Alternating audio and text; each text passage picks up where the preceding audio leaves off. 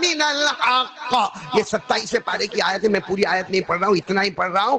اس کا خلاصہ یہ ہے، دیکھو آیت کا ترجمہ ایک دم آسان کر رہا ہوں. آسان ترجمہ یہ کب سدھرو گے، آیت کا آسان ترجمہ کب سدھرو گے. ابھی تک وقت سدھرنے کا نہیں آیا. داڑھی کے بال سفید ہو گئے، سر کے بال سفید ہو گئے، پاؤں لڑکھڑاتا ہے، ہاں اپنے اوپر کوئی کنٹرول نہیں ہے. اب کب سدھرو گے؟ بس یہ آیت آئی اور فوزیل نے سنی تو اپنے سب ساتھیوں کو کہا تم لوگ سن رہے ہو؟ کہا سن رہے. کہا ہمارا وقت سدھرنے کا آیا نہیں، ابھی تک ہمارا وقت نہیں آیا. یہ کہہ کر فوزیل اٹھے اور کہا آج سے میں الگ، میں اور میرا اللہ. بولو میں اور میرا اللہ. اب کچھ نہیں، اب کچھ نہیں، سدھرنے کا وقت.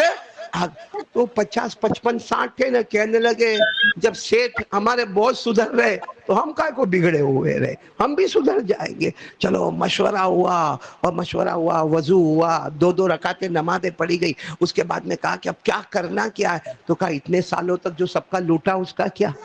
تو فضیل نے کہا ہمارے پاس بہت پراپرٹی ہے، کیونکہ لوٹی ہوئی پراپرٹی ہماری ہے، بھلے ڈاکیومنٹ ہمارے لیکن ہے، ہم کو معلوم ہے ہماری نہیں ہے. تو کہا جتنی زمین ہے، جتنا جائیداد ہے، جتنے ہمارے پاس سونے کے ڈلے رکھے، چاندی کے ڈلے رکھے، جتنا اناج رکھا ہے، کہا اعلان کرو. اپنے 60 ساتھیوں کو کہا اعلان کرو. وہ زمانے میں پیپر ویپر نہیں تھے، اخبار نہیں تھے، موبائل نہیں تھا. اعلان کرو گلی گلی جا کر کہ فضیل نے توبہ کر لی ہے.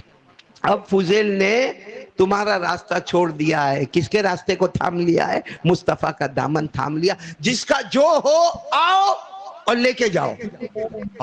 دوسرے دن تو مجمع کھڑا ہے، بولو مجمع کھڑا، لیکن کوئی آگے نہیں بڑھ رہا کیونکہ فضیل بیٹھے ہوئے اور 60 بیٹھے. وہ 60 کہہ رہے آجا آجا آگے آجا اپنا.